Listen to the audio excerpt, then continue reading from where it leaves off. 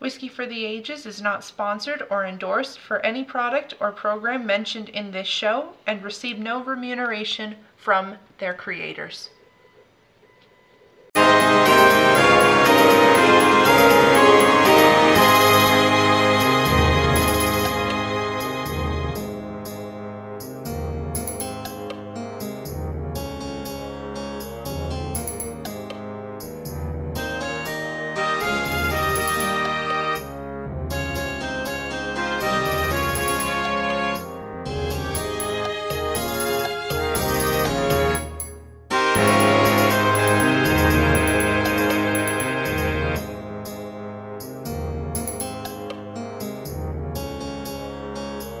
Hello everybody, and a warm welcome back to our Whiskey for the Ages podcast subscribers.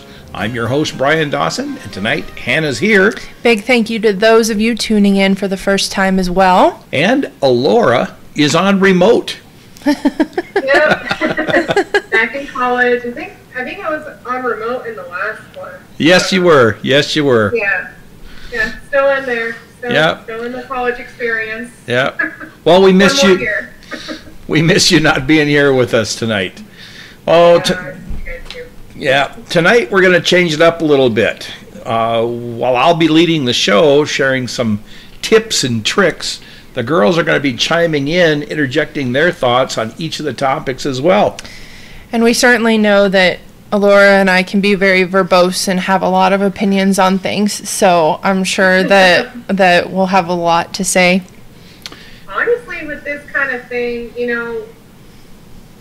if I had a way to describe my method, it's largely how I approach my college education. Just kind of wing it and just see what I get, honestly. So I don't really have a method, except for when I'm reviewing. But even then, it's really low-key. And I know you've got a method. Yep. Yeah. And as far as what we're drinking tonight, we've just randomly chosen some of our favorites. So I guess we'll start with you, Elora. What did you pour? I poured my good old Larceny small batch 1870. It's 92 proof, so not high end. Very, very affordable on the shelves. I mean, it's a really great go-to. I think it's like 27 to $30, thereabouts. So, Dad, what are you drinking? Well, I went with my Bookers. I love the Bookers. Yeah, I went with the Apprentice batch from back in 2023. It was the second batch they came out with that year. Mine's a little higher proof than yours, Elora. 125.5. And a little bit higher in the price range as well. Yes, that's true. We're looking about $90 out here in Idaho for a Booker's. I went ahead and went right in the middle of you two. As soon as I figured out what Elora was likely to be drinking tonight, I asked Dad, what are you going to be drinking tonight? And predictably, he said Booker's as well. So I kind of reached for something right in the middle of both proof and price. I grabbed Maker's Mark. This is a private select Maker's Mark, and this is an Idaho 2024 batch Kentucky Hug. This one sits at just about 111 proof, was released in February just in this year, 2024, and this one sits usually around the $70-ish mark. So really in the middle. Really in the middle. They call yours a Kentucky Hug when I know for a fact Dad's would cause me a Kentucky Hug and that's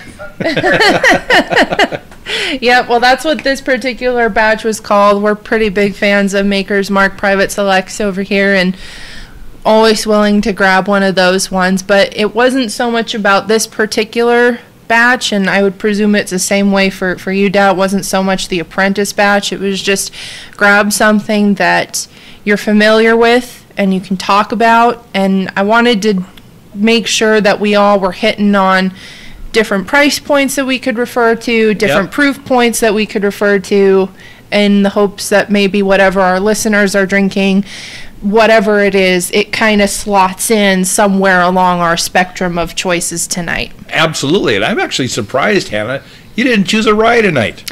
You know, I looked at Pikesville, which sits also at 110 proof, and that one's under $60, I believe, about the $55 mark. I thought about it, and as soon as I started pouring this one, I thought, Pikesville. But, you know, the thing is that I'm actually finishing the Kentucky Hug bottle tonight, so if I do happen to run out of bourbon as we're doing this podcast, I'll announce to you listeners when I go up to get Pikesville, because that is what I'm going to be getting if I run out. Hannah's known as the bottle killer. The bottle killer. Yeah, she kills our bottles.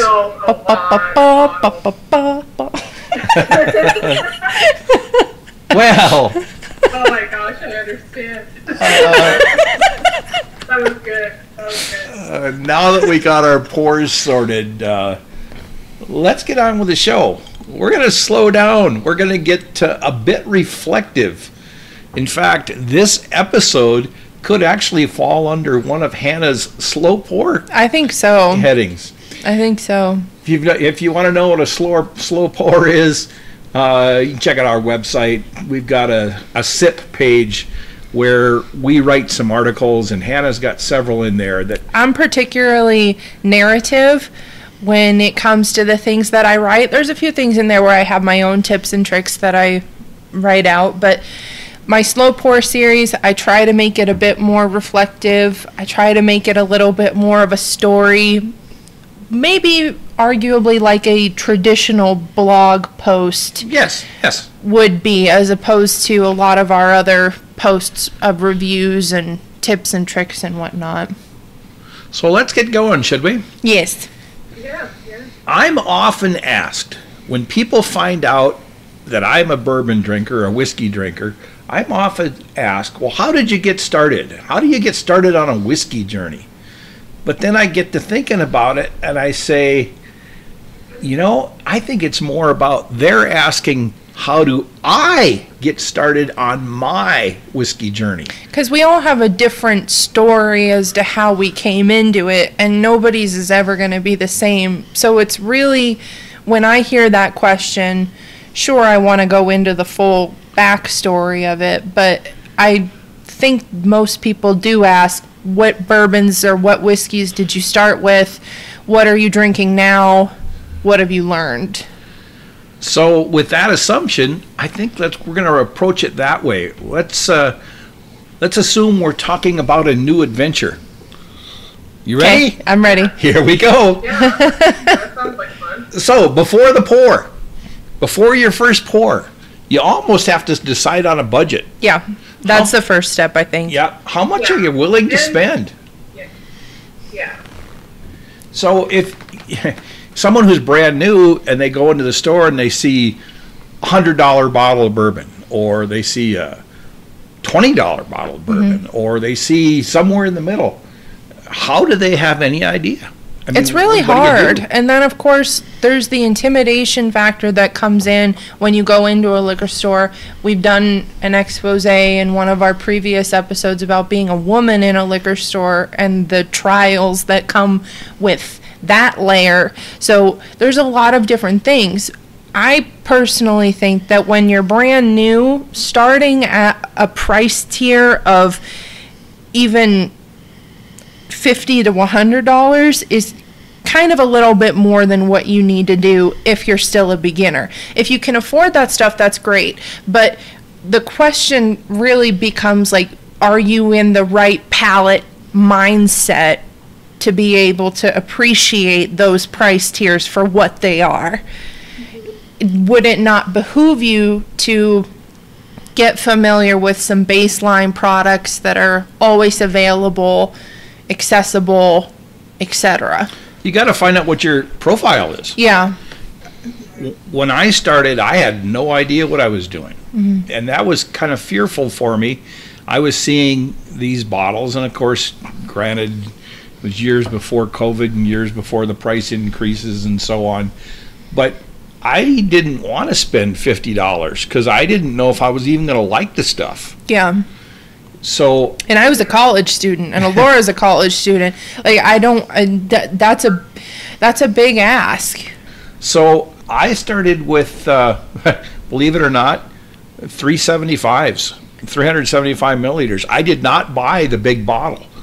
Traditionally in your liquor store, you'll find in the majority of the shelves there, the smallest size is going to be 750 mil. They'll have a liter size in some brands, and then they'll have 175s. But they also usually, at least in our Idaho stores, we have a section that's called the smallies, where it is 375 mil bottles. So this is substantially more than your little pocket size 200 mil bottles, and obviously much more than your 50 mil shot bottles. So it gives you a little bit more flexibility to space out your enjoyment of the product and get a greater sense of what it is without making you commit to a full size bottle that maybe you hate on the first try. Exactly. Yeah, I mean, I kind of started with I think the 375 when I started gin.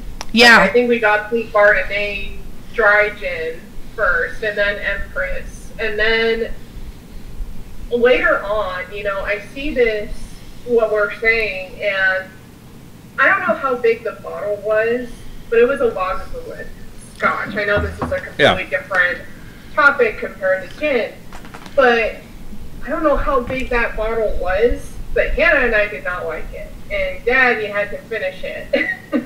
Yeah, and it kind of grows on you. Yeah. But if you look at that 375, there's a side benefit to the small size. You can buy two for about the same as you could buy one. Mm-hmm. One was 750. So if you're buying two, you could actually set up side-by-side comparisons. Yeah. So you can try, I don't know, let's say Wild Turkey 101, mm-hmm. and you could try a Maker's Mark. Yeah. And you could see which one of those fit you best. And for the most part, the Smalley section, whatever they're offering there, these are going to be the bigger names, the bigger distilleries, the ones that are going to have other size availability. So if you find, okay, I like Maker's Mark for what it is, they'll probably will be a Larceny 375 as well to test out, okay, do I like all weighted bourbons, or is it only just Maker's Mark, or whatever the case may be. So you still have that initial tier that you can then jump to a 750 ml bottle if you wanted to, and you still have the same accessibility. It's not about breaking the bank. I also think, you know, say if you don't want to go the 375, or you don't even want to go, well, a mini's a mini, it's going to be cheap, but if you don't want to go to 375, why not try a cocktail with the spirit? Yeah, good idea. Yeah. Good idea.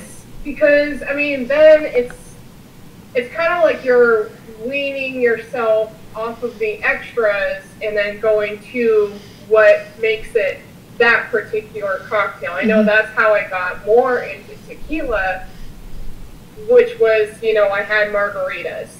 Yeah. And some of the margaritas I've had were more on the sweeter side, more on the stronger side, but it helped me gain a better appreciation for tequila in the long run. And now I can safely say that if I'm in the mood for a glass of tequila, sure, I'll pour myself a glass, just like I'll pour myself a glass of bourbon. Exactly. So you can also go the cocktail route, or you can even, well, I personally don't recommend it because it's more expensive. You can even just ask to get like a small glass of something at a restaurant. Yeah. So, good point. That's a really good point. Good point. So after you start small. Yeah, exactly. Yeah. That's how I got started. I started small and then worked up. More involved. Yep. So we're basically trying to find a style. We're trying to find what is our individual profile. Do you like a bourbon? Typically bourbons are going to have the caramely notes, maybe some oak. Or do you like a rye, which is going to be more fresh? Or do you like something that's smoky and deep, like a scotch? But bottom line, you know, what we might suggest is choose a brand you know. Choose a Jim Beam Everybody's heard of Jim Beam. Choose a wild turkey. Choose a Maker's Mark. Choose something you know, because those people have been in business long enough to where they're putting out good or decent product. And certainly don't come into it thinking that, oh, because this brand is marketed as heavily as it is, that it's a write-off, that it's not worth taking a look at. I find that to be, you know, a really sad conclusion that a lot of people make. Now, I'm not one to typically reach for something like a Jack Daniel's or a traditional Jim Beam, but at the same time, I really like the plain old Maker's Mark, and they're arguably one of the most heavily marketed products out there. Absolutely. They love that red wax dip, but it's good stuff. They know what they're doing. They've been doing it for so long. And for a novice, that may be your wheelhouse. They sell... There's plenty of restaurant service. I mean, Yeah. you look at the liquor cabinet that they've got, you can see the red wax. You can pick it out. Absolutely. Absolutely. So when you're starting and you're using the name brands, just keep in mind that as your palate matures, you then start branching out into the lesser known brands. You may find a true gem. Your favorite may be something I've never heard of before. That's perfectly fine. Next thing I might suggest is make friends with your liquor store staff. As a liquor store staff, ex-employee, this was something that I did see with pretty high regularity, people wanting to be friends with the liquor store staff. Not so much me. It took prompting to get people to want to be friends with me. I don't know why. I think I'm perfectly delightful, but it's good to know. It's good. They're a good knowledge base. We've done our research. We're looking at the product all day, every day. We know the price points. We know who's making what. You know what sells. We know what sells. And then on the same token, we have other people who come in and tell us, hey, have you opened this thing up yet? Well, I just did, and let me tell you all about it. So then when you, the customer, come in and ask me questions about it, I can draw back on what other customers have already told me. The liquor store staffs, they're a wealth of knowledge, and they're not going to be there to try to put it bluntly, they're not there to bullshit you. I mean, some of them aren't going to know all of the things. Some of them might not be vodka people. Some of them might not be scotch people, but we're going to have a baseline knowledge, and we don't want you to buy something and be unhappy with it. What's the point in that? Idaho has a really interesting thing. When you walk in the front door, right stenciled on their door, it says, we will gladly refund your product if you don't like it. Yeah. I mean, that's just bizarre to me. That's not in my state. Yeah. That's not in my state. But you could bring back a bottle that you didn't like, and they'll refund it. And they'll give you something else. We were in a liquor store when we were helping Elora move up this year, and the guy that we purchased from, he was bagging the bottles that we had. I don't even remember what we got that time, but he was like, okay, just so you know, hold the bag like this because these are not good bags, but it's what I have. So just hold it. I mean, super nice. Like, they go out of their way. They really do, even on a baseline level. And of course, take advice from these experts. Yeah. You know, don't just walk in, ask for something that's not there, and turn around and leave. Buy their product. Don't just cherry pick specials. You know, Blanton's. Yeah. Well, cough. You want to make sure that you're invested with their knowledge. I mean, it's important. You know, it's sad to say that we have to say this, but treat people like you want to be treated. You know, I would also suggest, you know, go back a little bit, but don't buy expensive bottles for trials. Your palate isn't ready yet. Yeah. You know? Well, that is like with buying expensive bottles, then you lose the gems like Evan Williams and Larceny, because they are worth looking into. And just like you said, good bottles are out there for under $30. You just mentioned the Larceny. It's what, 26, 27, $28, something like that. The Evan Williams bottled in bond, under $20. Yeah. I mean, they're perfectly serviceable products. You know, just don't walk away from them because they're on the bottom shelf or on the lower shelves. Yeah, it's not like cosmetics. I think a lot of people will look into the expensive brands because that's what's going to get the job done. Like, liquor isn't like that per se. There's plenty good products in that lower price range. Otherwise, how would they service college students? How would they service? Well, I mean, and that becomes another part of the conversation is figure out not just what your palate prefers, but also figure out what exactly it is that you're trying to do. I'm not going to be naive and say that there aren't people who go into liquor stores with the sole purpose of buying something that's going to make them inebriated, that's their goal. I don't ever recommend that. Please always drink responsibly. But, you know, if you're just going to be able to mix something with a cocktail, or you're buying something to drink neat, or you're buying something with the intent to have it with a nice meal, you have to know already, this is what I'm going for. And there are tiers in the liquor store that will meet those tiers. They'll correspond to those tiers. And my advice in that regard would be respect the tiers. Genuinely. Yeah. The ones that are there for the purposes that you're looking for, that they're there for a reason. They have been chosen to fit well with food, to be enjoyed neat, to be enjoyed with a cocktail. Yeah. Don't go crazy with it. So you're still learning, you know. How about this? Join a whiskey group or a society. Like on social media. On a social media group. I wrote an article a while back, and it was about social media, and I was really tongue-in-cheek when I wrote it. What are your thoughts? Tell me about this. Did I make a good purchase? Don't join the group for that. Join the group to pick their brains, get their knowledge. Mm-hmm. They might say, well, if you like this, maybe you'll like that. You know, Elora, you like that Larceny. You probably like other weeders as well. Yeah. Hannah, you like the Rise. You tend to gravitate that way. Yeah. So you go that route. So there's a wealth of knowledge out there in the whiskey groups. Mm-hmm. And for the most part, they're good people. Now, the next one, what we talk about is glassware. And I know for a fact all three of us are drinking out of something different. Yep, we are. Yep. Well, and are we?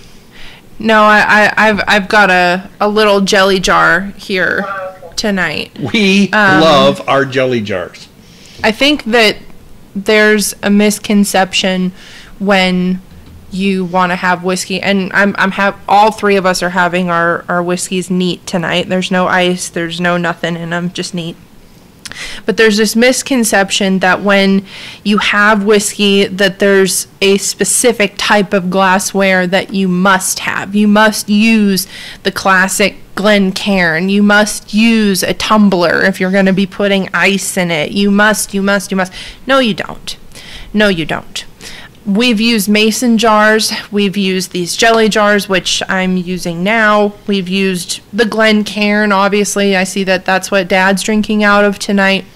We've used variations of Glencairn, so other glasses that have tulip shapes to them. We've used tumblers. We've used everything at this point.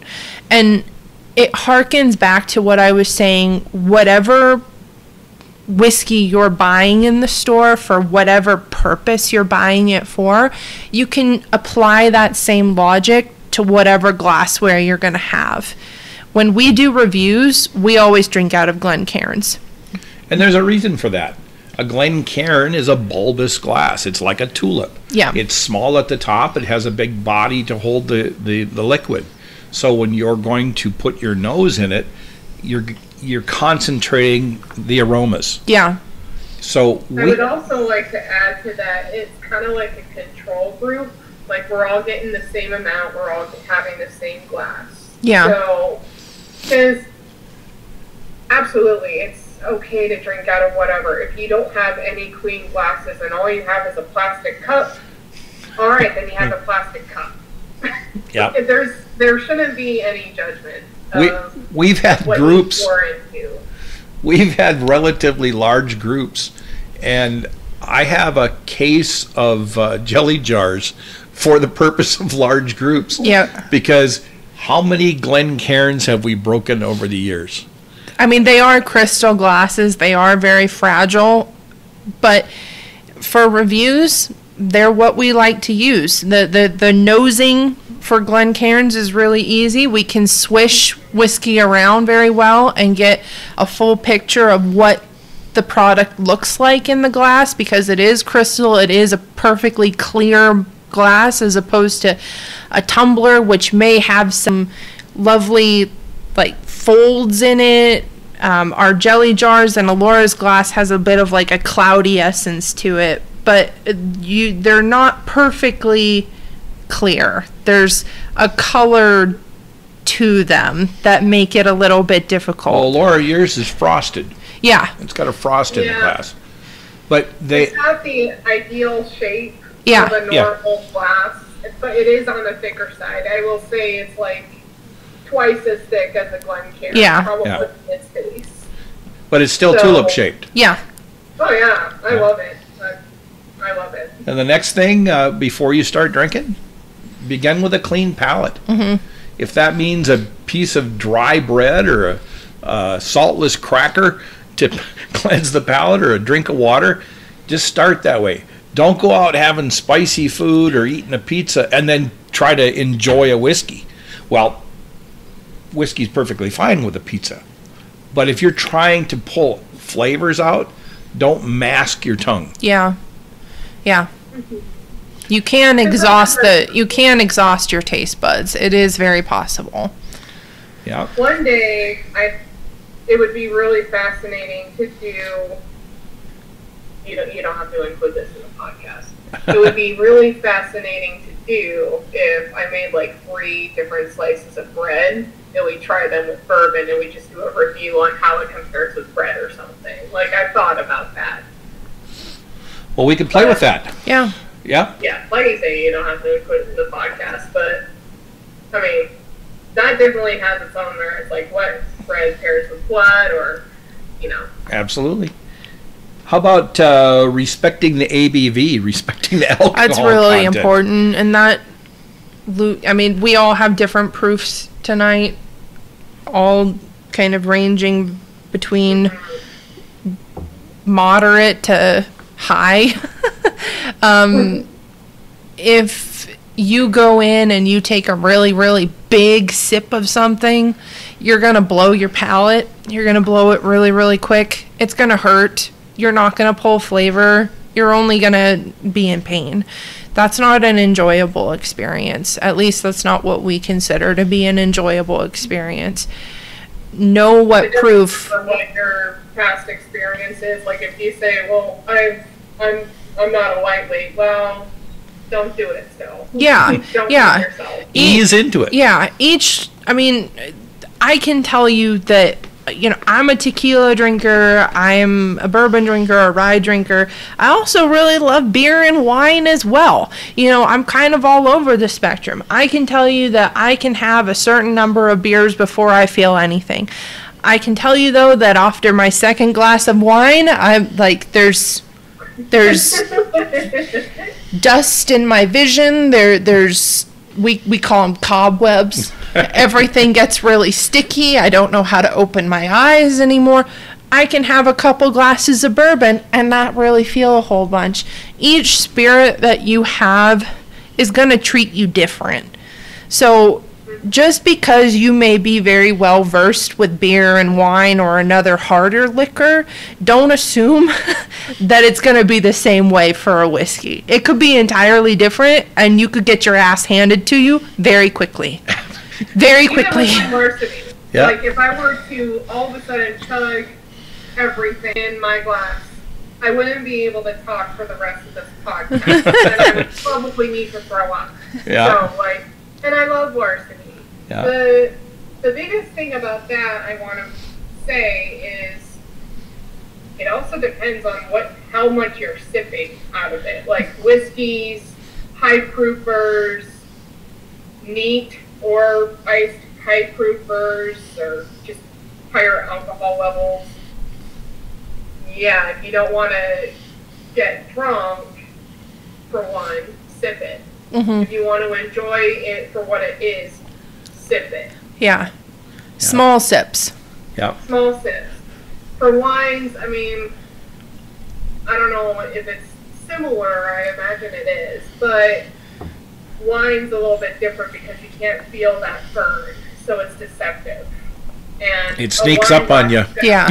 But I mean, the tasting of wines isn't too dissimilar from how we approach tasting a whiskey.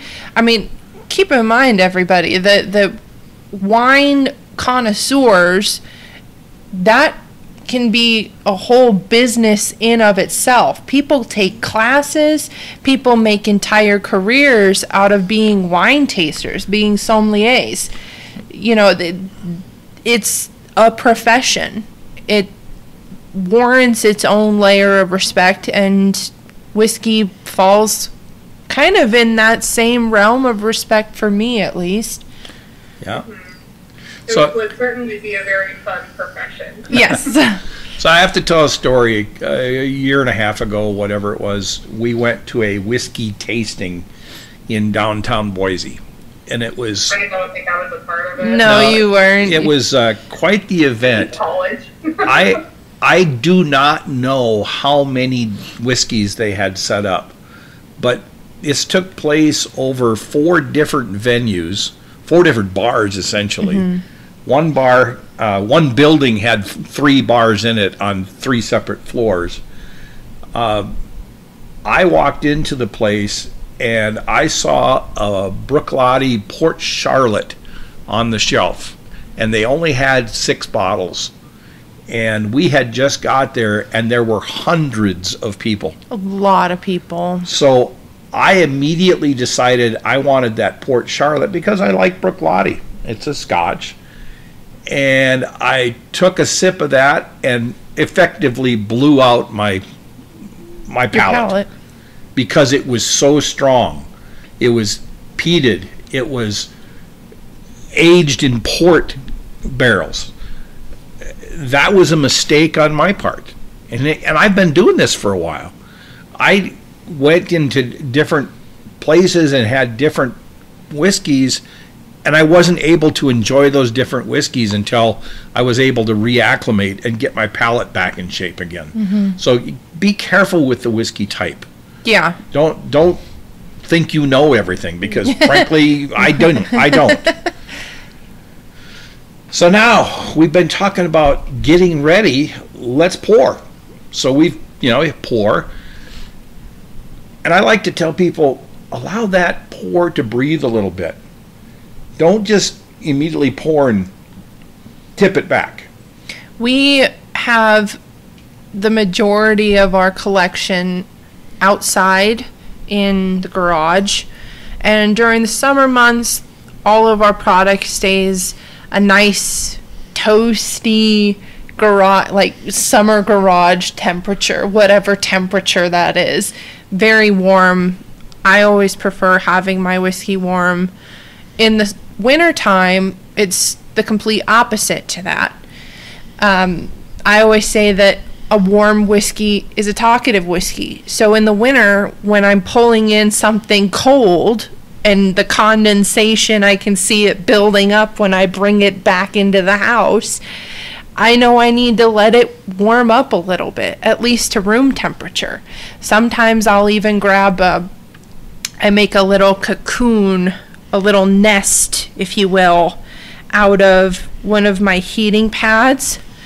I'll make a little ring and set it inside, and it's one of those heating pads that you can throw in the microwave for a couple minutes, and then I just make a little bowl and put my glass in there and let it heat up for a little while before I even think about trying to take a sip. because I'm just not going to get as many flavors and get as much enjoyment out of the pour if it's really, really cold. And science backs that up.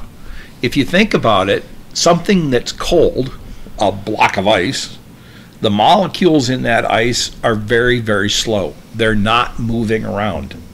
Whereas, close together. yeah, something that's warm, the molecules are really moving around. So if you want to be able to taste something, a whiskey at room temperature is going to have more flavor than a cold whiskey. That's not to say you shouldn't put ice or shouldn't put water. You do what you want to do.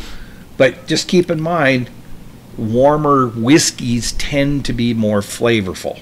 And when you're starting out in your whiskey journey, it's worthwhile to try it both ways. Try it with some ice, try it with just some water, and then try it as it is, neat, or at least room temperature in some variation, and see how it compares to itself in all of those different scenarios.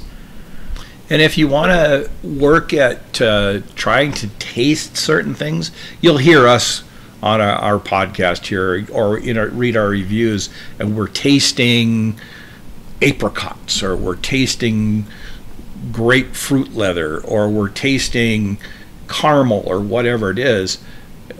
We have a flavor wheel, and we go around the wheel to remind our brains, what is it that's there? Is it cherries? Is it pie cherries? Is it cooked apples? Is it Pop Rocks? Yeah, yeah. I mean, Yeah. so, and It's very interesting. you can download one of those wheels from our website. There's no cost to it. Just go there. It's in one of our tools bars. You know, like Hannah said, warm whiskey is talkative. So neater on the rocks. We talked about putting it over ice, but you can also swirl it in your glass. If you swirl it in your glass, it helps open it up. It releases more of the aromas, and it helps aerate the whiskey. I'd also like to add to that, and we had mentioned warm versus cold environments to store your whiskeys in. I live in an apartment. I don't have a garage where I can store it in. So it's fine if it's in a cupboard or even just out on like a table. I know like we have some on like a table. Yes. And it doesn't mean that you can't get more or less flavors, because the environment is constantly changing. You can get all sorts of flavors no matter what environment you store it into. Yeah. So, yeah. So now we're tasting. We've got our pour. We've let it rest. What do we do next? We bring it to our noses. Yep. We smell. What do we smell? And don't just stick your nose in the glass, okay? That's the same way that you can, the same way that you can blow your palate by taking a huge big swig of something. If you take pardon my slightly runny nose, everyone, but if you do that, it's going to hurt. Your eyes will water. You'll likely cry a little bit. Don't do that. There are techniques on how to nose. Some people prefer to have the backs of their tongues pushing up against the tops of their palates to close off certain parts of that whole area. It keeps things milder. It lets you actually smell things as opposed to getting burnt out on the alcohol content. Small whiffs are helpful as well. You can also leave your mouth open. Yeah. We put the back of your tongue to the top of your mouth and leave your mouth a little bit open. And breathe in. Yeah. I mean, not necessarily take air through the nose, but breathe in. Yeah. You'll find that you can pick up so many nuances that are there. Mm-hmm. If it's hard to imagine, like having your tongue in that position, you can think of it like, I mean, this is how I teach clarinet. Imagine you're drinking a very, very thick milkshake and you're sucking in that air. Your tongue will naturally kind of do that arch shape against the roof of your mouth because it's trying to, like, it's such a controlled space that you're allowing. So, yeah. Or you can just think of, like, when you make syllables of any word, so like E, your tongue is automatically there. Yes. But, yeah. So then you take that sip, and before taking the first swallow, try to hold the whiskey in your mouth. Now, there's a trick here. Don't put the whiskey all over your mouth. Keep it in the front. Keep it by your teeth. Keep it on the tip of your tongue. Hannah wrote an article about how to taste whiskey. She has a diagram of a tongue. I made it myself. So why would you keep the whiskey to the front of the tongue?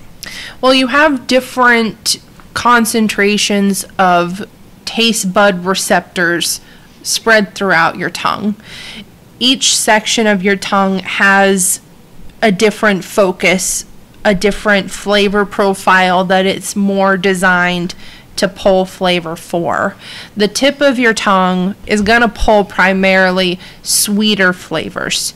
The sides of your tongue are going to pull more salty and sour flavors.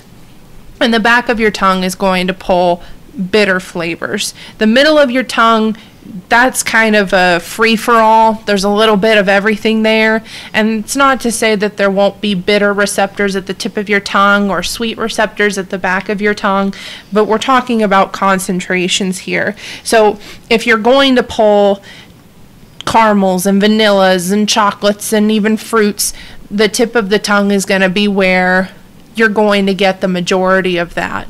The sides of your tongue are where you'll pull citrus elements, where you'll pull briny elements. And the back of your tongue may be where you get like a dark chocolate essence or burnt wood or burnt caramel. It also depends on the whiskey that you're drinking for that test, because I just did that test. I just held it at the front of my mouth. And yeah, there's some sweet, but with my larceny, I get a lot of bitterness from it. So not all whiskeys are going to be what you expect. If you have, like, what's the funk with the cherries? Buffalo Trace. Buffalo Trace has a lot of cherry. Buffalo Trace. You're going to have more sweet notes than probably a larceny. Yeah. Absolutely. There's a funk. There's a sweet funk there. There's a little bit of a kind of miscellaneous all around with the larceny. So it's not going to be, I'm only searching for sweet notes on the front of my tongue. No. Not always. It depends on what you're drinking. Absolutely. So the other thing is there, sip slowly. Yeah. Yeah, don't. Like Elora was mentioning. Yeah. Yeah. Well, I just did the test. It was very fun. Yeah. And then after you take that first sip, you know, how does it feel in your mouth? You know, when you swallow, is it oily? Yeah. It's surprising to think that a whiskey could have texture, but it really can. Some of them you can practically feel the whiskey digging in between all of your little taste buds, and it feels kind of raspy or even sometimes sandpapery. And then there are some where it's just like you're having water. That's going to be something that may be a bit more characteristic for a whiskey that's of a lower proof. It'll feel more like water in your mouth. And then there will be some that'll feel like they're clinging, like you can feel it still on your teeth, you can feel it still on the roof of your mouth, under your tongue, even after the sip is gone. They'll have that oily element to it. Kind of like beer, honestly. I mean, you can have a very smooth stout, or you can have a light beer. You can get carbonated, or you can get very smooth. Yeah. With bourbon or whiskeys. Same as beer. And while we drink our whiskeys neat, don't be afraid of water. When you put water in your whiskey, it brings the proof level down. And oftentimes when you bring the proof level down, you can detect more flavors. At the same token, experiment with ice. Do you want a big cube or a sphere? Or do you just want to do a couple of chips? Yeah, the amount that you put in your whiskey is important. If we ever do put water in our whiskey, it's typically only a couple of drops. And we're saying drops? We have eyedropper. Yeah. We're putting water in with an eyedropper. Quite literally drops, and we don't ever put more than 3. You'd be surprised how much even 1 drop of water can affect a whiskey. On a lot of our reviews that are high proof, like Dad's 125, if we were all to review that, it would be very likely that we would have a section that's dedicated to water drop.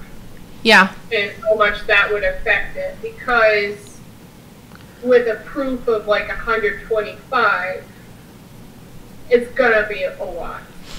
Yeah, we realize that not everybody wants to drink whiskey at that proof. That's fine. You know, that's fine. I don't think it should preclude you from buying a product like that, because there are ways to make it manageable without degrading the product. So we try to include a water segment on some of our higher proof ones to show, here are some options if it is too much. What can you expect if this is something that you regularly do? Or what other flavors can you get? Yeah. Sometimes it completely changes the flavor profile. Sometimes in a good way, sometimes not. But that's part of the experimentation. We went through a whole entire month with Elijah Craig, I think, or it wasn't an entire month, it was like this advent calendar thing, and all we got were high proof things, like really high proof, and I got bothered by it so much to the point where I didn't really touch another glass of whiskey for like 2 weeks to a month. It just overwhelmed me. But it would have been interesting to see what water drops could have done. Essentially, the biggest takeaway from this is there is no wrong way to do it. Mm-hmm. Absolutely. Everyone's way is right. You can put a huge ice cube in. You can drink out of a plastic cup. You might get a few looks here and there, but, I mean, it's your world, as Bob Ross says. So, just do whatever the hell you want. Yeah. Stay hydrated. Stay hydrated. Yeah. That's I have my water bottle here with me. I know how most bourbons affect me. I know how much I can have before I get in trouble, but all the same, whenever I'm having anything, I will always have a water bottle with me just to make sure that I'm keeping up how I need to be keeping up with myself and my health. So then, after you've become accustomed to your pour and you've started drinking it, think about exploring some varieties. You know, we've mentioned rye, and we've mentioned wheated, and we've mentioned a couple episodes ago we had some Finnish bourbon. There's American single malts out there. There's regional Scotch, and there's Canadian and Irish and Japanese. It's endless. You know, what you drink and what you like may not be anything what we like. Mm-hmm. And that's perfectly fine. Mm-hmm. Like Elora said, you be you. Yeah. But some other things that are kind of fun. A Kentucky Chew. Hannah's drinking a bottle that's called a Kentucky Hug, but there's something called a Kentucky Chew. Yeah, the hug can sometimes be a result of the chew. Chews are when you purposefully aggravate the whiskey when you are holding it on your tongue. So that can mean anything from swishing it to slashing at it with your tongue, in effect, and really forcing it into all of the grooves of your taste buds. So you are coating the surface area of all of those taste buds and waking them up very aggressively. That being said, don't try it if you are a brand new novice. Yeah, don't do that to yourself. Be very careful if you're going to do that with a high proof thing, because you don't know how your gums are going to respond. Yeah. You don't know how your teeth are going to respond to it. You don't know how you are going to respond to it. Because it can hurt. It can hurt. And sometimes, especially with those higher proof ones, if I'm doing a Kentucky Chew, and this really goes for a lot of different proofs, for me anyway, because I'm very susceptible, but if I'm not sitting up straight, meaning like if I have a little bit of a recline going in my chair, or, you know, I'm just sitting kind of like cockeyed, however I do, you know, the whiskey doesn't settle the way that it needs to, and it'll like lean extra hard against some part of my esophagus on its way down, or it'll touch some part that's close to a respiratory area, and you get that sensation of the Kentucky hug, which is where virtually everything in your chest just goes blindingly hot, numb, and you feel it in the back of your throat like you're gonna breathe fire like a dragon, and it hurts. Heart gets pinched. Yeah, like your heart gets pinched. Yeah, it's not like heartburn, it's like heart pinch. It's different sensation. And for a short moment, you want to die. You want to die. You're like, take me, Lord, take me now. Like, but it passes. After a moment, you can't talk, or at least I can't talk. I just sit there, and while everybody laughs at me, laughs at my misery. Because you'll recline further back, and it'll be like, oh god. Yeah. You won't see anything else. Several years ago, we were back visiting family in Wisconsin, and we'd brought along some very high proof Elijah Craig barrel proof. And I'm picking on one of my cousins right now because he thought he knew what he was doing. He poured himself a glass and he took a swallow. A big swallow. I've actually seen eyeballs nearly come out of their sockets. He didn't talk for 40 minutes because he was on fire. It hurts so bad. I've never seen a hug last that long, but, you know, I think he kind of briefly met his maker and was having a conversation. Yeah, he was negotiating, bargaining for life. Yeah, the most he could get out of him was like a yeah. And of course we laughed at his expense. Yes, but there's a Dawson way. Yeah, so look at age. We're going to jump a little bit. Look at aging on bottles. Many bottles nowadays don't have an age. Yeah. They just simply don't have an age statement. Now, some variations of whiskey are required to have a minimum age. If you have a bourbon that says straight whiskey, that means it's 2 years old or older. If it says bottled in bond, then it's going to be a 4-year-old or older bourbon.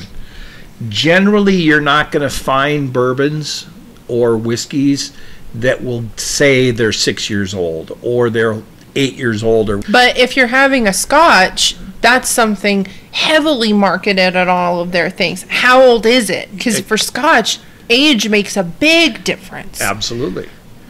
But to a degree, you can detect age. Now, this is something that I recently learned. At about the 7-year mark, fatty esters begin to form in whiskey. Now, what the fatty esters are, that's the oiliness factor. Mm-hmm. So if you're getting an oily feel, you could almost rest assured that there's whiskey in that bottle that is 7, 8 years old. If it's watery, it's typically less than that. Mm-hmm. If you're detecting leather and oak notes, it's usually more than that, because as the whiskey ages, you begin to pick up the depth, the barrel itself of what's going on there. It's kind of like tree rings. Yeah, yeah. You see a lot more of what's going on if the tree is very thick and it's very old. You can see where droughts have happened. You can see where forest fires have happened. You can't really see that with a young tree. Yeah. Yeah. And keep in mind, too, with age, that for the bottles that do market their age isn't everything. It is just a number. And sometimes there'll be really high asking prices on things that are 15, 17, 23 years old, especially in the bourbon world. And we've had products that are 17 years old that we've really, really loved. The Heaven Hill Heritage, that one is 17 years old. One of the greatest products I've ever had, ever, despite the high price point it is. But I've had 17-year-old products like I've had 18-year-old products like the Elijah Craig 18 that I've thought, you've ruined it. To a degree with bourbon, again, Scotch is a whole other beast with its age. But with bourbon, ordinarily I do find that there is a time limit on them. And if you keep them in a barrel too long, you run the risk of killing it. Unless you like eating toothpicks or chewing on toothpicks. And to each his own. Yeah. Yeah. I mean, it's not like wine. It's not like Scotch. Okay. So. Yeah. So Hannah's drinking I'm almost done with it. I'm a about to go limited get my... edition, or what we would call a store pick. Yeah. A store pick are unique expressions of particular whiskeys. You go into a store, you see Maker's Mark, you see the red wax, but then there'll be something that'll have unique identifiers on it. A lot of times the store, or in the case of here in Idaho, the state bought barrels. And when they've bought the barrels, they put them out uniquely for the citizens of the state, in our case. Or a store might buy a barrel and put it out and make it specifically for the store. Or our whiskey society that I belong to, we buy barrels and then each of us buy shares of that barrel so we can get bottles from it. Those are unique, and there'll never be another one like it. You know, expand your knowledge base. Mm-hmm. Give them a try. Mm-hmm. And now one that's kind of fun for us, experimenting with food pairings. How about cheese with bourbons?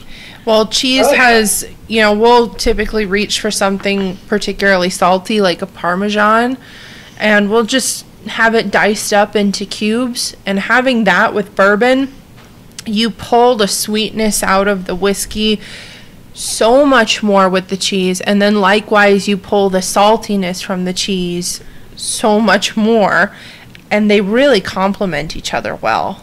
Same with dark chocolates. Yep. The bitterness in dark chocolate really enhances the sweet. You think complementary. Exactly. Sensations. Yeah. And then nuts. A lot of people will combine cheese with wine whenever they're doing wine. Yeah, absolutely.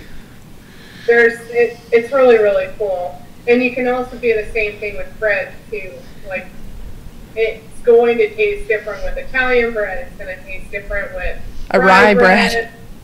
Yeah. That rye bread's really And then we've stumbled on some things we like. How about kettle-cooked regular potato chips? Again, it's the salty element there. Or barbecued or smoked meats. Or popcorn. I've said it before in one of these episodes before, but Orville Redenbacher, we're not sponsored, but hey, I'm right here, still, enjoying my whiskey with Orville Redenbacher all of the time. I love that combination. And nothing wrong with a s'more in whiskey either. Nope, that's pretty good stuff. I'm just asking for heaven there.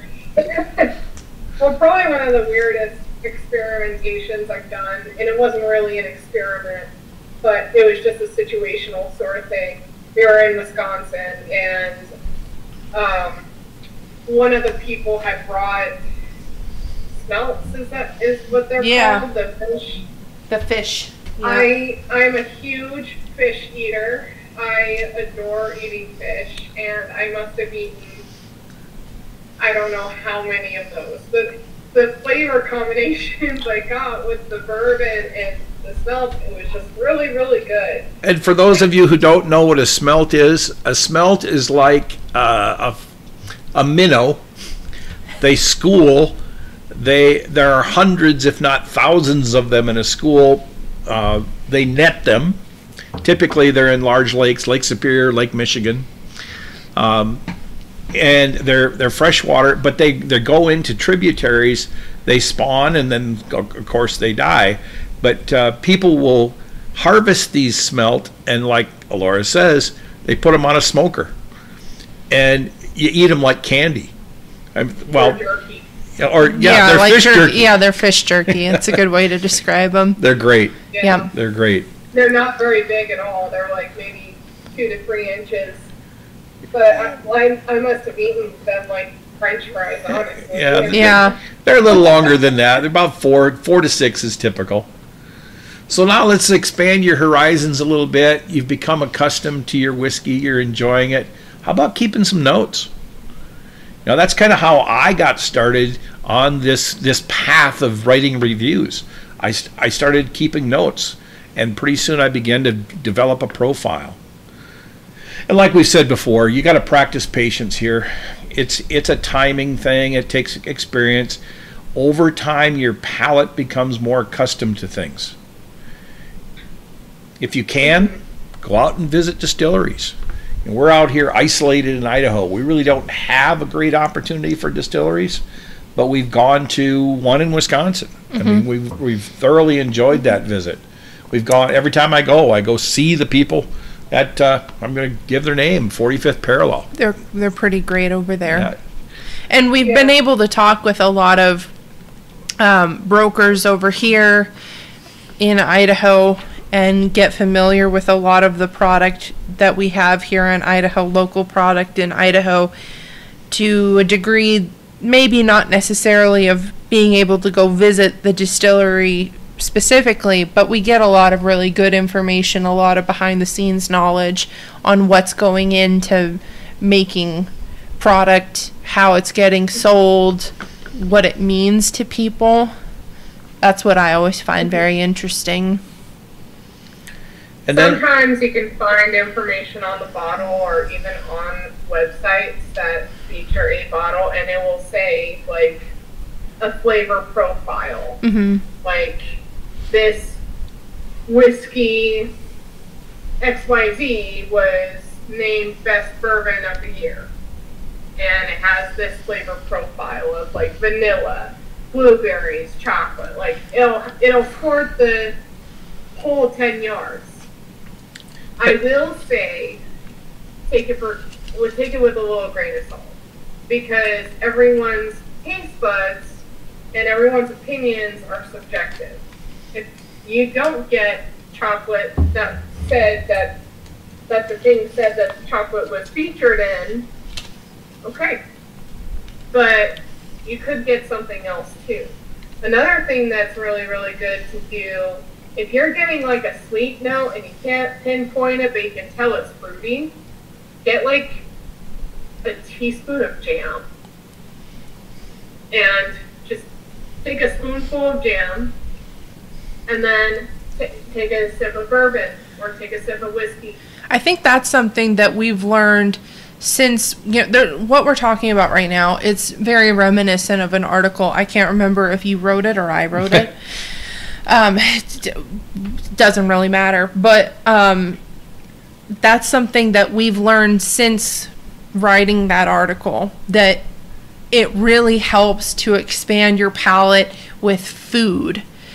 Get to know what a currant tastes like, because it comes up in our reviews all the time.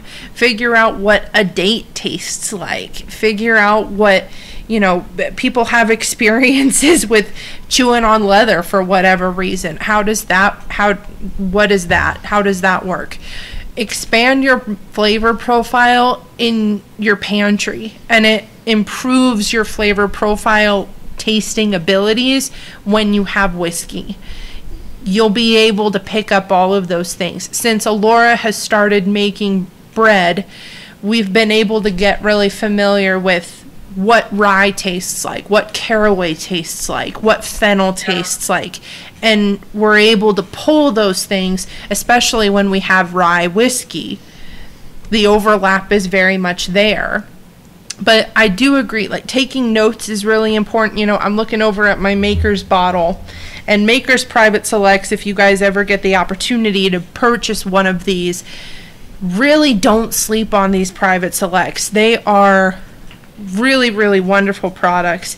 They add in an addition of 10 staves in their aging process across the label of every Private Select. They mark out how many staves of what particular type have gone into making that particular combination of their product. This one that I'm having right now, the Kentucky Hug, it has 4 staves of roasted French Mendiant, and then 6 staves of toasted French spice. And they even have a little card on here that helps too, with the roasted French Mendiant imparts I'm reading off the card, guys, imparts hints of milk, chocolate, dried fruit, nuts, and coffee with a long, rich finish. And then the toasted French spice is supposed to bring out crisp sweets of ripe fruits and zesty baking spices. So sometimes having that backdrop can help you be able to navigate, like, okay, that's what you can draw the line between what a zesty spice is and what you're actually tasting in your mouth. Now, that being said, I always err on the side of caution, and I don't always read what distilleries say their products are supposed to taste like. I kind of like to let me decide that. I want to be the one building my knowledge bank, but when you're a novice to this, that kind of information is gold. It's training your palate. Yeah, go into it with an open mind. It kind of goes back to everything when I say take it with a grain of salt. Yeah. But be open-minded. Exactly. I think that if you treat it like how you treat smells that are connected to memories, that also helps too. Like, there's a lot of scientific studies that say, like, if you smell something in particular and it reminds you of something, like, allow the bourbon or whiskey or whatever you're drinking to take you on that journey. Mm-hmm. Let it take you back to that memory. All the time, you'll see in my reviews, I'll say that something has the smell of a book. Well, I like being in libraries, and there are plenty of whiskeys out there that give me a bookish smell or even a bookish taste. So let it connect you to places. Yeah, that's what my whole with a grain of salt, but be open-minded about it. Yeah, that's what my whole setting section in all of my reviews is about. Letting the product take me somewhere, take me on an adventure.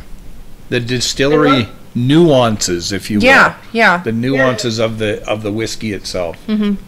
And let your environment affect how you like whatever you're drinking. I mean, we always say in our podcast, oh, that one trip in Wisconsin. Well, we have a lot of fun in Wisconsin. There's a lot of really great memories that we've got over there. And the bourbon that we are drinking, or the whiskey that we are drinking, is very, very enjoyable with people. Mm-hmm. You can enjoy it alone, or you can enjoy it with people, but just let everything just envelop you. Yeah. Be one with the bourbon, with the whiskey, whatever. And lastly, what we would add here is enjoy in moderation. You know, we're big advocates here. Just enjoy it responsibly. Mm-hmm. I think on our website it says exploring whiskey responsibly, something of that nature. And that was what I remember when we created this, when Dad, you and I created this, that we knew going into it, Whiskey for the Ages was going to be the name of everything we were going to do. We were really proud of that name, and we're sitting on the computer and creating a design of what the website's going to look like and what colors we're going to use and what menu options are going to look like, all that stuff.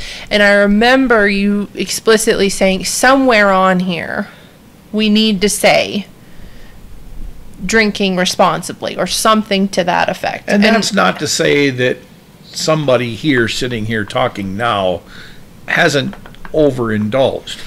It happens. It happens. And I mean, I think we've all been there. Yeah. You know, it's not to say like you can't have yes, you can't have those experiences. But yeah, but you know, like don't go get in a car. Be careful with who you trust when you're in vulnerable states. Careful what you say. Don't text your ex. You know, be responsible about it. You know, I have been drunk on whiskey before. It's not a fun experience. I'm not going to lie and say that it was the worst experience I've ever had. I've been drunk on other things that have hurt me far more. But that's mostly because I treat whiskey with a lot more respect than I do other spirits. I hold my hands up guilty in that regard. Have to be, you know, yeah, we all do. Yep. But, you know, I consider whiskey to be more of an art form than a vehicle to a state of mind. I think that if you appreciate it as an art form, you're already in a state of mind. Yep. And a good one. Appreciate the history. Appreciate the history. Appreciate the makers. Appreciate the people that you're around and enjoying the whiskey with. And just be safe about it. Basically, enjoy your journey and explore it. Mm-hmm.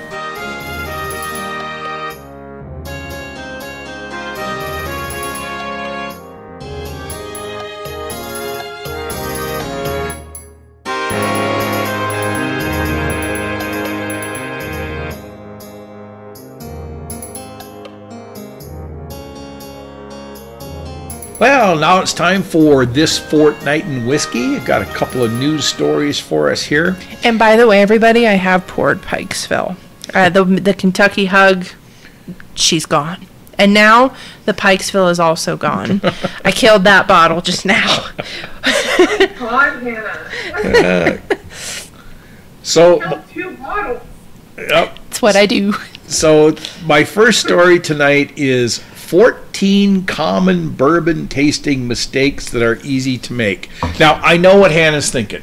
She says, no, not a dissertation, not 14 more tips. That's a lot of tips. Yep. So I'm not going to subject everybody to the article and the author's thoughts and everything he writes about each thing, but I will share some of these points.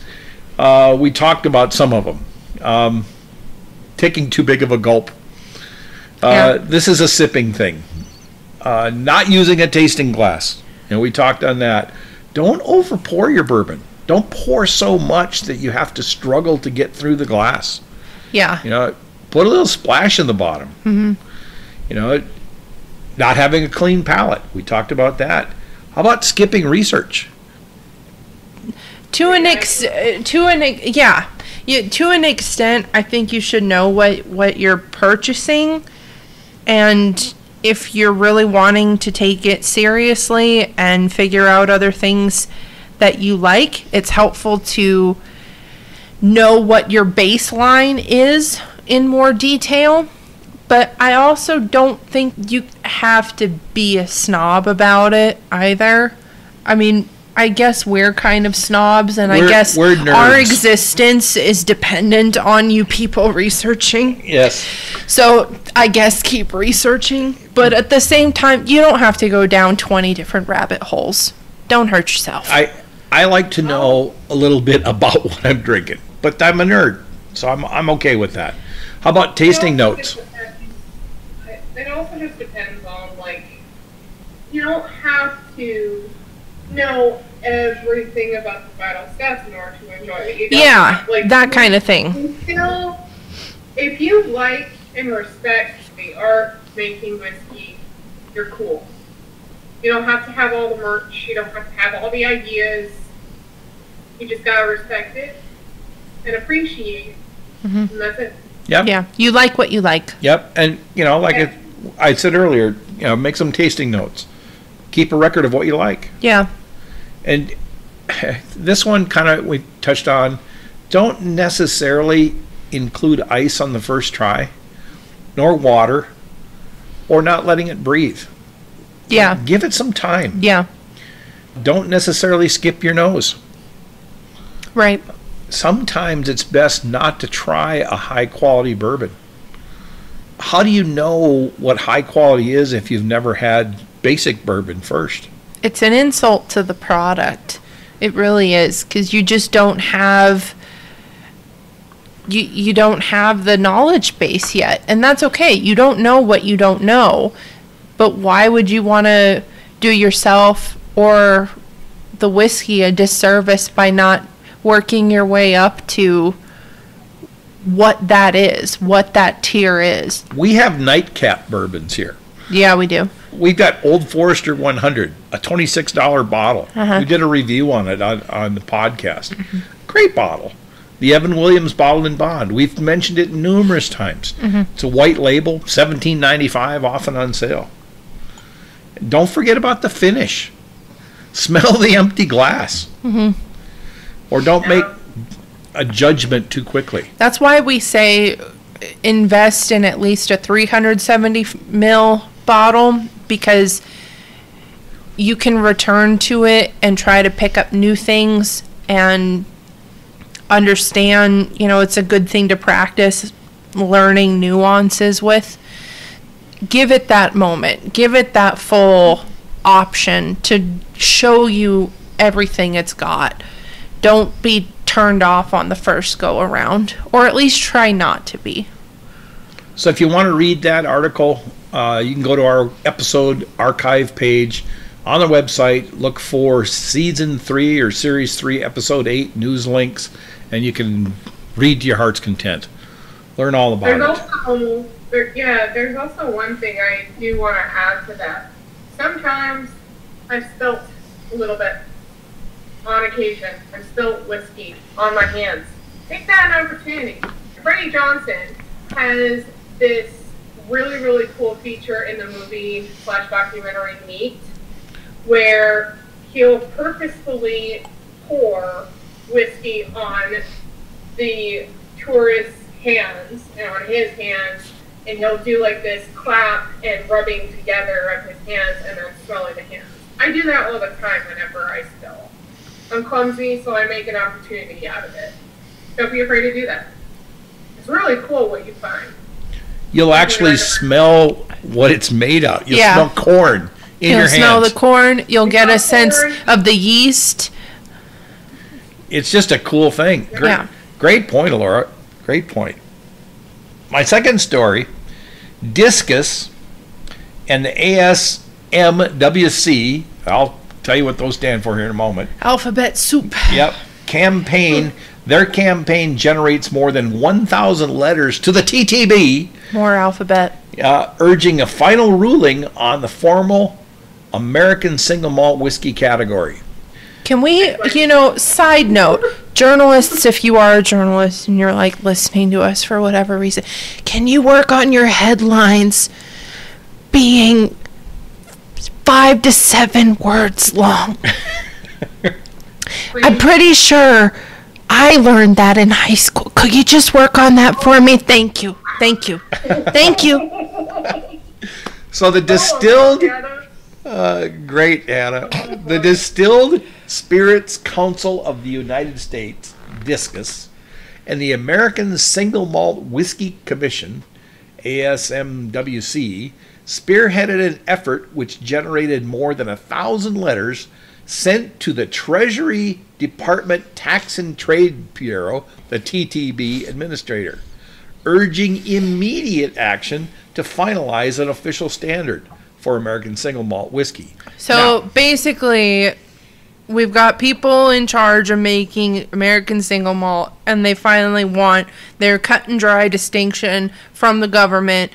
What is it? What are the rules? So this actually got sent to the TTB 2.5 years ago. And effectively, they've been sitting on it, doing nothing, since an initial phase, literally 2 years ago, this past September, the one we're in here, that said, this is what we think it should be. Well, this is our definition. And the TTB's just been sitting on it. So if you go into your local liquor store and you ask for an American single malt, where is it? It's everywhere. What shelf is it on? It's everywhere. Is it found between bourbon and scotch, or is it mixed in with the other product? Is it even on a shelf? Is it even on a shelf? I mean, in Montana, it's not on a shelf. Yeah. So that's important. I like the stuff. So I've been following the story. We had a podcast on it, what have you. It's important. So the month-long campaign generated all these letters from across the country. They were sent in by distillers, consumers, and supporters. The letters highlighted that it's been 2 years, and they're urging the TTB to get a move on. Yeah. Figure it out. Yeah, Anna said it a lot nicer than I was going to say it, so good for you.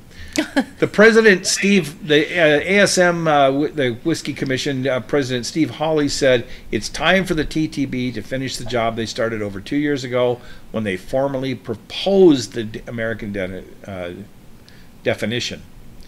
So what they would like to do is, get this thing taken care of. The formal definition is American single malt whiskey standard should be distilled from 100% malt barley, allowed for the ability for producers to create brands that are distilled from grains other than barley, much like bourbon's got 3 different grains in it, provide that those grains are clearly denoted on labels. But how does that make it a single malt? Well, the word single is pretty yep, and I get that. You can't. And I get that, but you're going to blend it maybe.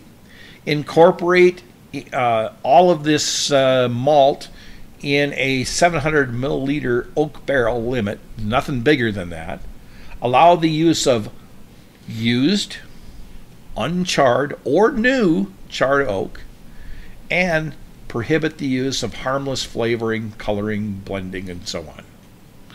So that's, some of this I can get on board with. Other things don't make sense. At any rate, they want a definition. Yeah. Let's get them a definition. Come on, TTB. Help us out. This honestly reminds me of the scene in How the Grinch Stole Christmas, where they're trying to determine who the cheermeister is, and they don't decide until day of. And if they decide, if he doesn't show up, then we'll just make the governor the cheermeister. Yeah.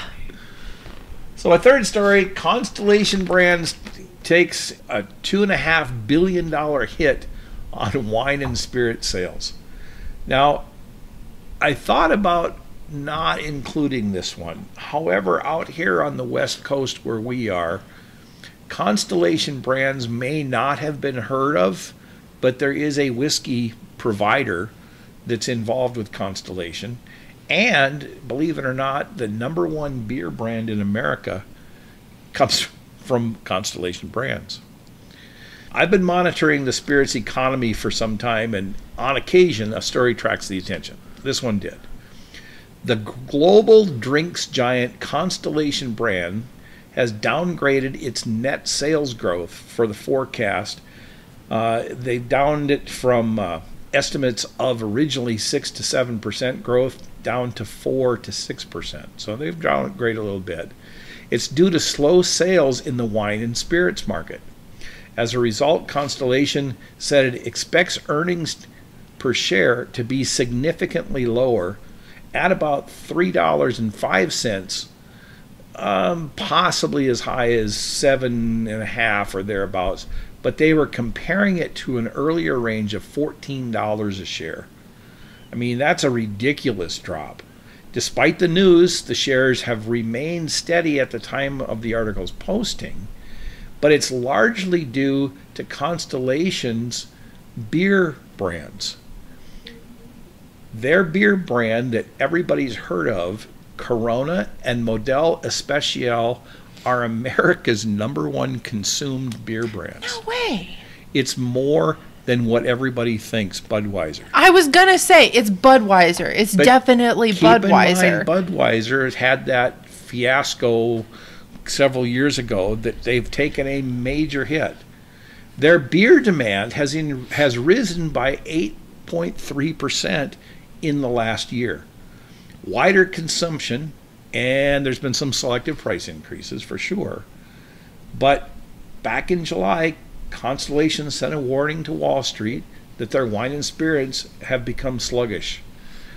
So their wine, they've got several different lines. Well, first of all, their beer, Corona, the Corona brand, the family, the Corona Extra, Modelo Especial and Modelo Cheladas, and Pacifico and Victoria. They're huge in America.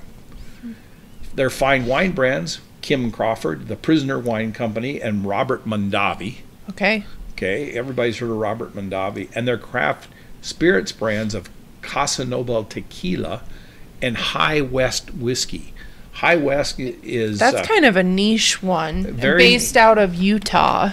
But like I say, I included it because there's so many people out here on the West Coast that are seeking the midwinter night's dram all over the country. Well, I mean, and we've seen High West. It's interesting that they're saying that there's been projections towards minimal growth and such a reduction in shares, when I've seen such an expansion in the High West line alone.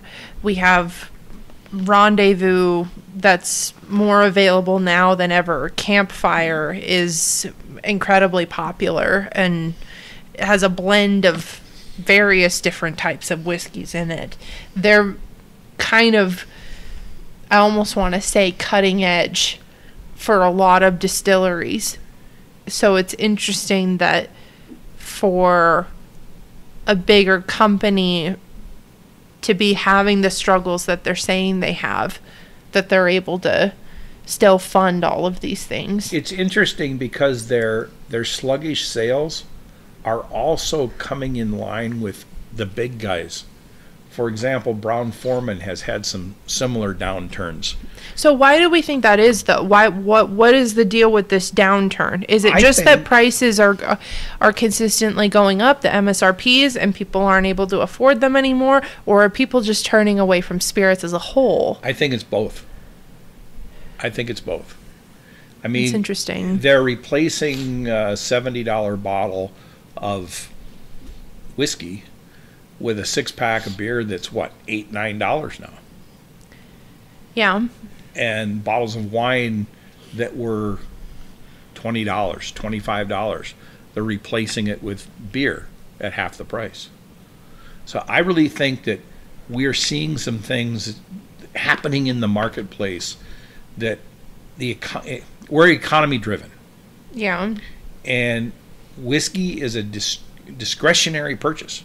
Well, wine is a discretionary purchase. I think a lot of those things are also culturally driven as well, though. So it's interesting that for some things, especially regional ones like High West, that, you know, and I imagine that Corona, I don't know the commonality of Corona over the entirety of this country, but I know the whole western half of this country loves their Corona. Absolutely. So it's just interesting to me. The Mexican food cuisine is You've got to have a Corona, like Corona or Modelo. Like you can't go anywhere and have Mexican food without having one of those beers. Like, it's a rule. It's a rule for a reason. Have one of those beers if you're going. Absolutely. So I've got some bottles to go search for your next whiskey scavenger hunt. I will be the first to admit none of these bottles are going to be very easy to find, but I think they're important to know about. Jim Beam, their latest whiskey took 3 generations to make. Of course, everybody's heard of Jim Beam. Even non-drinkers know of Jim Beam. Mm-hmm. They make the Basil Hayden and the Knob Creek And the Bookers. and the Bookers. Yeah, they're from that family. Owned by Suntory out of Japan, James B. Beam Distilling Company is run like a family business. There has been 8 generations of master distillers out of the Jim Beam folks. They know their craft. They've overseen whiskey making operation forever. Yeah, they're practically founding fathers. Yeah. Yeah, and not just Jim Beam. I mean, there's Beams in every aspect of Kentucky. Every family member has played a role in making this last whiskey. This new one is called the Infinite. The Infinite is an offshoot series from the Little Book brand, started by 8th generation master distiller Freddie No. Happens to be a great-great-great-grandson of Jim Beam. The Infinite uses bourbon from barrels laid down over the last 3 generations, going back to the early 2000s. Expanding this Little Book brand, Little Book is a nickname given to Freddie by his grandfather, Booker. So he was Little Book. He's Little Book. He was Little Book. That's such a cool name. Like the Little Book brand began in 2012, and it has an annual release of one-of-a-kind whiskeys. They're very much experimental. Absolutely. And we fight to get our hands on them every year. Even though we haven't opened a lot of the last couple ones, we still want them. Bottles under their label. They're the upper end of the James Beam Distilling Company's offerings. Even above the Booker. They're small rare batches. And much more limited. Every Little Book release has a name. It's a chapter. Yeah. You know, this is chapter this or chapter that. They're all bottle uncut and unfiltered, and Freddie's doing the blending, and it's all done to honor his grandfather. The Infinite is now going to run concurrently with the Little Book chapter bottles, so it's going to come out twice a year. Infinite in the spring, Little Book in the fall. Are they going to call them chapters, or are they going to call them something different? I don't know, but it's going to be the Infinite something. It starts with tradition. Edition 1 is going to feature whiskeys ranging from 7 to 20 years old. God. Each was laid down by a different member of the family. The first one comes from Booker himself. It was aged 20 years and gives the whiskey notes of oak, char, and smoke. I would imagine a 20-year is going to have all that. Yeah, heavy. And then 7th generation master distiller Freddie's father, he laid down the next batch. They're 14 years old with notes of dark fruit, cherry, and brown sweets. And then Freddie's component, he laid his down 7 years ago. It's going to have caramel and vanilla. A 4th whiskey, which Freddie calls a shared family component, was aged 8 years. Pricing and availability on this guy, the Infinite Edition 1. I guess editions are what editions. That okay. I can roll with that. They're going to be in limited quantities for sure. Bottled at an ABV of 59.65, this first one, 119 proof, with a suggested retail of $200. That's a bit higher than the Little Books. Yeah. That's significantly higher. Yeah. Because some of their products are up there. Yep. In price. Freddie has committed that this is going to be an annual release. And then Booker's, again a Jim Beam product, they've just unveiled its first new expression in 5 years. Another one for the Jim Beam folks, like I said. This one is going to be a barrel proof. Booker's was created back in the 1990s by master distiller Booker No, of course. He came up with the brand in time when there were very few people interested in drinking barrel proof whiskeys. It's a favorite of mine. I have to say it's a favorite. Booker's is a standout in the small batch collection. Booker's bourbon, selected by master distiller Fred. It's usually released 4 times a year, aged about 6 to 7 years, uncut and unfiltered, and proof usually falls in the mid-120s. I'm drinking one tonight, 125. Flavors are nutty and grainy and caramely. You know, oftentimes you get peanuts out of this. Yeah, and they're around $100 a bottle. Yeah, that's classic Booker's. Yep, classic Booker's. This new one is going to be called the Reserves. It's an extension of the line that came out since they renewed in 2019. And that was when the 30th anniversary bourbon was released. This is going to be put out by 8th generation master distiller Freddie again. And he says he created the reserves to commemorate his granddaddy Booker. Liquid like this can take a while to find. It feels like the big man himself picked them out, and it's just the kind of bourbon my granddaddy would be making if he were still alive. The inaugural release is a blend of bourbon aged between 8 and 14 years. Again, uncut, unfiltered, comes out of barrels from the center of their warehouses. It will be a smaller pool of cask, and it will also come with the list of warehouses, much like the Booker's does. So this is or isn't what Booker's is now with the batches. It's not. I think it's going to be coming out once a year. It's going to be a special, and it's been called the Reserves. Okay. Yeah. Distiller notes include a nose of dried fruit, brown sugar. Like Hannah has already mentioned, she looks at these and says, whatever. I don't need that. A palette of vanilla and oak, lingering baked spice finish. Again, 125.9 proof or 62.95 ABV with an SRP of 130. And it is rolling out now. So they're eventually going to be doing a spring and fall release here. I'm sorry, just a spring release of this. Or interesting. Booker's, well, Jim Beam, especially with the Booker line, I guess, particularly their names for products are the best names. And they have such great stories. Nobody beats those names. They are seriously among the most inventive of the classic distilleries.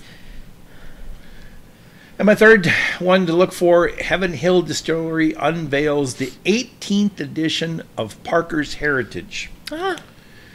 This limited edition release continues out the tradition to honor the late master distiller Parker Beam, another Beam family member. Parker was diagnosed with ALS, also known as Lou Gehrig's disease, back in 2010. He passed away in 2017. Beam left Heaven Hill with a legacy of excellence and innovation. Since its inception in 2013, Parker's Heritage has raised over $1.3 million for ALS research and patient care. A portion of the proceeds from each bottle is sold, contributes to the cause, along with other input. They've donated a lot of money to this cause. Hannah did a series, an expose on Heaven Hill, and Parker had come in to help out the distillery, and he'd been helping, if I'm recalling correctly, he'd been helping to craft the product for a good amount of time and was eventually promoted to master distiller. Really knew his stuff, and like all Beams. Like all Beams. They just know what they're doing. This year's Parker's Heritage Edition features a unique 14-year-old Kentucky straight malt whiskey. American single malt. Matured in 128 barrels that were laid down back in March of 2009. After aging, the whiskey was transferred into 56 larger, reconstructed, heavily toasted cognac barrels. So that's going to be kind of an interesting flavor. Mash bill is 65% malt barley and 35% corn, so it's not a true American single malt. Straight malt whiskey is how they're going to define it. ABV of 53.5, 107 proof, non-chill filtered, distiller's note on the palate, rich and velvety notes of molasses and bittersweet chocolate, finish of warm spice featuring cloves and nutmeg. Sounds like Christmas in a glass. Limited bottles, 750 milliliters at an SRP of $169. They sure have climbed in price, but when you know it's going towards charity, that always makes Yes. forking over the card a bit easier. They did this in conjunction with a master blender, Alain Royer, a renowned cognac expert. They've worked with Heaven Hill on previously 2 other Parker's Heritage Collection releases. Well known in the whiskey community, each release in the series is highly anticipated. It's probably going to be tough to come by one of these, but I don't really have a problem putting out that kind of money when I know that there's research involved here. Yeah. And my last whiskey to search for may be a little easier to find here on the West Coast. Wyoming Whiskey adds to their National Park series. Kirby, Wyoming craft distiller Wyoming Whiskey has added 2 new whiskeys. Co-founder David DeFazio says National Parks number 4 celebrates adventurous spirit of wide open spaces. The National Park series includes Mammoth Hot Springs, a straight bourbon that blends together more than 70 barrels pulled from various areas within Wyoming's warehouses. So they're trying to kind of do a Booker's moment here. Yeah. Bottled at 49 ABV, 98 proof. But not at the Booker's proof. SRP of $80. Available across 27 states. Distiller notes of creme brulee and toasted coconut. I'm not sure if I've ever had coconut in a whiskey before. Elora's intrigued. Her eyebrows just went up and she got a little smirk on her face. And Mexican vanilla and candied ginger. Okay, now my face just had a whole moment of it. Yeah. It's going to be much more limited. I'm thinking of the Girl Scout cookies. Oh. They're going by right now. But yeah. they were called Samoas. And that's just, creme brulee. Yep. And then they have a much more limited release, a Yellowstone National Park Old Faithful. It's honoring the iconic Old Faithful geyser, photographed by an F.J. Haynes, all historic stuff. Is the latest installment of the brand's Wide Open Spaces series. DeFazio says Old Faithful is a truly special whiskey made from a select few of our 10-year-old wheated bourbon, the oldest wheated bourbon in our warehouses. 500 bottles is all, to honor Yellowstone and the photographer. Bottled at 108 proof, distiller notes of deep red fruits, dark chocolate on the nose, and baking spice, orange peel, and toffee on the palate. The bourbon's label will feature a photo from the Haynes collection and priced at $500. No. Yeah. No. In conjunction with these releases, the Wyoming Whiskey folks have donated $150,000 to Yellowstone Forever. It's the official nonprofit partner of Yellowstone National Park. $500 is still I'm gonna pass. I want to be. Yeah. I'll just donate directly to Yellowstone National Park. How about that? That works. Yeah. And have some Girl Scout cookies on hand. Yes. And some hot chocolate or just chocolate. That'll do. Yeah. Now don't forget, links to these stories and more whiskey news are available on our podcast archive page on our website at whiskeyfortheages.com. Now go out there and find yourself some new bottles and try some of the tips and tricks you've learned in this episode. Yep. Yeah, make up your own too. And tell us about it. We'd love to hear how you approach whiskey tasting or smelling. Yeah. Because there's no wrong answer. Every way is right. If you find a really, really cool way, share it. Or don't share it. Whatever you want to do. Well, girls, that's our episode. What did we miss? I think we were pretty exhaustive. Yeah. As predicted, I talked a lot. Yep, we have that challenge. Okay, I talked a lot too. So we do have only just 2 more episodes in this series. It's crazy how quickly it has moved right along. Next episode, we're going to be doing the time-honored classic of whiskey history. This is going to be focusing primarily on 19th century indulgence and temperance. So this is going to be very, very interesting, headed up by Dad, of course. And then, like we have finished all of our seasons thus far, our last episode will be our listeners' pick, where you guys get to decide what we review, and we review it for the entirety of the episode, really laid back and chill, and we have a great time. We are getting super close to that, so be keeping an eye on our social medias for us to be putting up a poll for you to decide which unicorn of the bunch is going to be up for grabs this time. Heritage? We threw that out last time, and you guys said no, but, you know, we'll keep throwing it out until... Maybe a little book? Maybe a little book. We've got options. We have a few unicorns. Somebody found a Blood Oath number 10. It's a pretty good time. It's a pretty good time. We're going to have... That's almost current. Yeah. We're going to have fun with it either way. So be sure to send your comments, like Elora mentioned, if you have any unique tips and tricks on how you enjoy your whiskey, how you approach new whiskeys, new types of whiskey. Let us know. Please share it. And, of course, subscribe to the show to be notified as soon as we upload all of our episodes, and as well as all of our reviews and other articles that go up on our page. And like we finish every single episode, we'll finish it now with the ringing of the Glencairn. Cheers, everybody. Good night, everybody. Cheers.